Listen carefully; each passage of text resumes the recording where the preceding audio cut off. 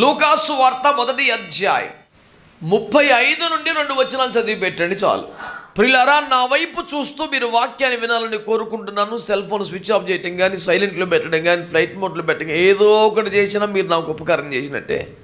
మధ్యలో మీ cell phone మోగితే పాపం చేసినట్టే. ఆడపిల్లలు మగపిల్లలు అందరి కాడ ఉన్నాయి కదా ఫోన్లు. ఇవ్వాలి ఫోన్లు వెళ్ళి ఎవరున్నారు భూమి మీద? బొత్తిగా భూమి మీద ₹10 పని లేనోడు కూడా ఫోన్ ఉంది. అంచేత మీరన్నీ సైలెంట్లో పెట్టడం, స్విచ్ ఆఫ్ చేయడం చేయాలి. నా వైపు చూస్తూ వినాలి. నేను కోరుకునేది అంతకని దేని సంవత్సరం 28 సంవత్సరాల సేవలు ఎవరిని రూపాయి అడుక్కోలేదు, తిండి అడుక్కోలేదు, దరిద్రం ఏం అడుక్కోలేదు. కానీ ఎంతమంది కోప్పడ్డా సిగ్గు లేకుండా స్తోత్రం అయితే అడుక్కుంటున్నాం. స్తోత్రం చెప్పాల్సిందే మీరంతా. ఎలాంటి పొదుపు లేదు, ఎలాంటి సిద్ధాంత విభేదములేమి లేవు. పరలోకమునకు సంబంధించిన ఏకైక వర్తమానికుడైనటువంటి గబ్రియేలు కన్య మరియ యొద్దకు పంపించబడి ఈ వర్తమానాన్ని తీసుకుని వచ్చాడు. దయాప్రాప్తురాలా నీకు శుభం, నువ్వు దేవుని కృప పొందావు, సర్వోన్నతుని శక్తి నిన్ను కమ్ముకుంటుంది, నీవు కుమారుని కనబోతున్నావు, అతడు పరిశుద్ధుడై మరియ కుమారుడు అనబడక దేవుని కుమారుడు అనబడతాడు. కావాలంటే నీ విశ్వాసాన్ని బలపరుచుకోవడం కోసం మీకు బంధువులు, మీకు పాస్టరమ్మ గారైనటువంటి ఎలిజబెత్తును చూడబోయి, ఆమె ప్రస్తుతం సెలవులో ఉన్నది.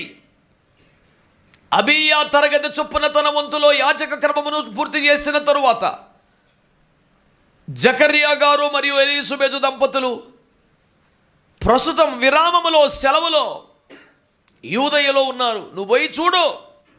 ఈ గబ్రియేలు అనబడుతున్న వర్తమానికుడు ఏ బాధ్యతను భుజాన వేసుకున్నాడంటే, ఏమనమయ్యన నాకెందుకు దేవుడు చెప్పాడు, నువ్వు వాక్యాన్ని స్వీకరించగలిగితే, దేవుని ఆత్మ రెక్కల కిందికి రాగలిగితే, సర్వోన్నతుని శక్తి కమ్ముకొనగలిగితే, ఈ ఆత్మ కౌగిట్లో దాచబడ్డ వాక్యం వృద్ధి చెందుతుంది, నువ్వు కుమారుని కంటావు. This is all the message I brought from the heaven అని చెప్పి వెళ్ళిపోవచ్చును కదా. తన సందేశమును చెప్పి ముగించిన పిమ్మట గబ్రియేలు ఒక బాధ్యతను ఎత్తుకున్నాడు.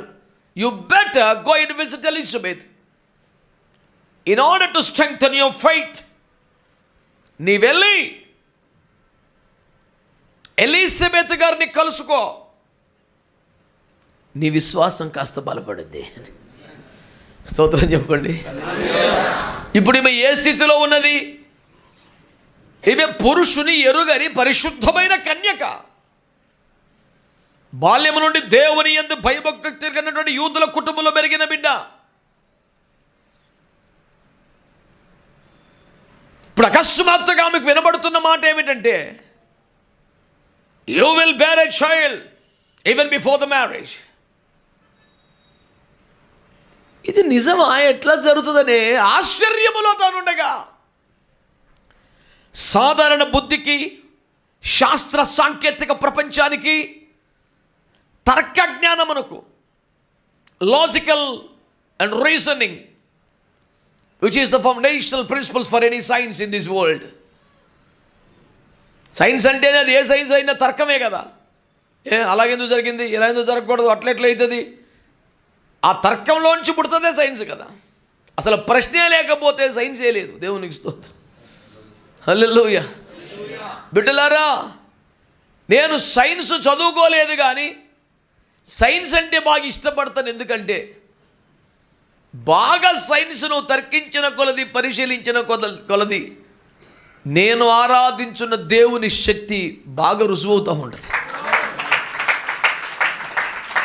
సైంటిస్టులు అందరూ బాగా ప్రయాసపడి ఒక దగ్గరకు వచ్చిన తర్వాత దానికి డెడ్ ఎండ్ ఏమి ఉండదు. ఇంతవరకు తేలని పరిశోధనను బట్టి అనడమే తప్ప this is the ultimate truth concern this pontic point అని చెప్తాను. సైన్స్లో ఏముండదు. ఇంతవరకు తేలిన పరిశోధనలో తేలిన ఫలితార్థం ఏమనగా నెక్స్ట్ ఏం తేలవచ్చు, ఇప్పుడు దాకా జరిగిన దానికి భిన్నంగా తేలవచ్చు. Nobody can say nothing but that. ఎవడు చెప్పలేడు. ఇక 17 శతాబ్దాల పాటు ఈ బిగించిన బల్బుల్లాగా ఆకాశంలో నక్షత్రాలు కదలకుండా ఒక చోట ఉన్నాయని సైన్సే చెప్పింది. యేసు రక్త విజయం 17వ శతాబ్దంలో టెలిస్కోప్ని గెలీలో కనుక్కున్నది. అట్లా లేవై తిరుగుతున్నాయని చెప్పారు. నిన్నటి దాకా తేలిన ఫలితార్థానికి భిన్నంగా రేపు తేలొచ్చు. That is science. ఈ సైన్స్ అంతా కూడా ఏం చెప్తుందంటే, దేవునికి స్తోత్రం, బైబిల్లో వ్రాయబడిన దేవుడే సత్యవంతుడని, అందులో అబద్ధము లేదని. మీకు మీకు మీకు మజా అనిపించే కొన్ని చెప్తాను. ఒక పైపైన ఒక్క ముక్క. అసలు దేవుడు లేడని ప్రగాఢంగా నమ్మే నాస్తిక ప్రపంచంలో మునిగి తేలుతున్న రష్యా సైంటిస్టులు, we don't believe in God's existence according to Bible, but we do agree with Bible about the creation of man. ఏ రాయితే ఏమైందిరా పన్నుడు కొట్టుకోవడానికి? మేము బైబిల్లో ఉన్న దేవుని యందు విశ్వసించడం లేదు, కానీ బైబిల్లో ఉన్న దేవుడు చెప్పినట్లు మానవుని నిర్మాణం అయితే ఉన్నదని నమ్ముచున్నామట. అంటే ఏం చెప్పిండు? మనకంటే ఇంకా మంచిగానే చెప్పిండు దేవుడు ఉన్నాడు కాదా? మరి వాడి పాయింట్ ఏంటంటే, మానవుడు నేల మట్టిలోంచి నిర్మించబడ్డాడన్న వాక్యాన్ని వాడు తర్కించి చూస్తే, మట్టిలో ఏ 11 రకాల మూలకాలు ఎలిమెంట్స్ ఉన్నాయో అకార్డింగ్ టు కెమిస్ట్రీ, సరిగ్గా అవే ఈ మానవ దేహంలో ఉన్నాయట. దీన్ని బట్టి మనిషి మట్టే అనే బైబిల్ దాంతో మేము ఏకీపిస్తున్నాం అని వాడు గట్టెక్కిండి. దేవునికి స్తోత్రం, హల్లెలూయా. ఇట్లా చెప్పుకుంటూ పోతే ఎన్ని సూత్రాలు ఉన్నాయి, ఎన్ని స్తోత్రాలు చెప్పాలి కదండి. అందుకనే నేను ఏమంటున్నానంటే ప్రియులారా, ఇక్కడ ఒక సెంట్రల్ ఐడియా ఈ మెసేజ్కి ఉన్నది. గబ్రియల్ ఒక మంచి వర్తమానాన్ని ఇచ్చి, పురుష ప్రమేయము లేకుండా, పురుషుని బీజము లేకుండా స్త్రీ గర్భములో ప్రవేశించి ఫలదీకరణ చెందవలసినటువంటి విత్తనముగా దేవుని వాక్యము ప్రవేశించుచున్నది. దానిని దేవుని ఆత్మ వృద్ధి చేస్తుంది. అది దేవుని కాలములో లోక రక్షకుడిగా బయటికి రాబోతున్నాడు అని చెబితే, ఇది ఏలోగు జరుగును అనే సంభ్రమాశ్చర్యములో ఉన్నది బిడ్డ. దీని అంతటికి విశ్వాసమే కదా పునాది. ఆ విశ్వాసం నీకు డెవలప్ కావాలంటే ల్యాబొరేటరీకి పోకు, క్లినికల్ టెస్ట్లకి పోకు, డాక్టర్ కాడికి పోకు, ఎలిజబెత్ కాడికి పో అని చెప్పిండు. విషయం అర్థమవుతుందంటారా? ఇప్పుడు ఈమె పవిత్రాలుగా ఎంపిక చేయబడిందండి. ఈమె దేవుని చిత్తములో ఉన్నదండి, నిత్య సంకల్పంలో ఉన్నదండి. ఆ తరములో నిందారహితురాలిగా, పరిశుద్ధురాలిగా దేవుని ఆత్మచేత ప్రత్యేకింపబడిందండి. పురుష ప్రమేయము లేని ఒక అద్భుత రీతిలో దేవుని వాక్యమే ఫలదీకరించబడే అండముగా ప్రవేశపెట్టబడిందండి. ఇన్ని కార్యాలు జరిగిన తరువాత వాక్యము లోపలికి పోయినాక, వాక్యము శరీరూపు దాల్చుచుండగా, ఈ రూపమును వృద్ధి చేయు బాధ్యత తనను కమ్ముకున్న దేవుని ఆత్మ స్వీకరించాక, what is the need of some human association in that state? ఆ దశలో కూడా మానవ సహాయ సహకారములు అవసరమా? ఒక వాగ్దానమును, ఆశీర్వాదమును కాదు, నీ జీవితమును సవాళ్లతో, సమస్యలతో ముంచి వేయగలిగిన ఒక వాక్యమును స్వీకరించగలవా? మరియలాగా వాక్యమనే గర్భము ధరించగలవా? వాక్యమనే మోయగలవా? నీలో ఎదుగుచున్నది వాక్యమేనా? ఉత్తి పాపిష్టి ప్రపంచపు జ్ఞానం ఎదుగుతుంది ఒక్కొక్కరిలో.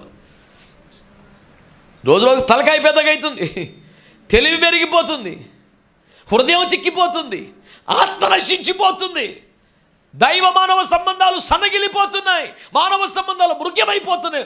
ఊరక తలకాయ పెరుగుతుంది ఒక్కొక్కరికి అంతే. కానీ మరియలో పెరుగుతున్నది దేవుని వాక్యం కదా. వాక్యం మరొక రూపు దాల్చిన నువ్వు చూసావా? నిన్నటి దాకా యుగముల పూర్వుడు వినబడుచున్న వాక్యం ఎక్కడ? మహాజలముల మీద వినబడుతున్న దేవుని వాక్యం అతి సమీపములో కనబడబోతుంది వాక్యం. ఇవన్నీ మామూలు మాటలు కాదండి. ఇంత స్థాయి, ఇంత కృప పొందిన మరియమ్మ కూడా ఇంకొకరి సహకారం అవసరం అంట. నీ జీవితంలో మునుపెన్నడూ లేనంతగాని విశ్వాసము బలపడినట్లుగా నీవు పోయి ఎలిజబెత్ని చూడు. ఎందుకు? మా పాస్టమ్ గారు నాకు తెలుసు కదా, పిచ్చి ముఖం, ఇప్పుడు పోయి చూడు, ఆమెకి 80 సంవత్సరాలు తెలుసు నాకు, కానీ ఇది ఆమెకు 6వ నెల. My God! అందుకే పో. 80 ఏండ్ల మా పాస్టమ్మ గారు 6వ నెల గర్భిణియా? ఇది నాకు ఆశ్చర్యము కూడదు, అందుకనే పొమ్మంటున్న బిడ్డ. పోయి చూసినా పో ఒక్కసారి. దేవునికి స్తోత్రం కలుగునగా. ఎక్కడి యవ్వనస్తులు అంటే రెప్పపోట్లు వెళ్ళిపోయిందంటే యోధేలో కొండలోకి. అది నడిపింపుకు అప్పగించుకోవడం.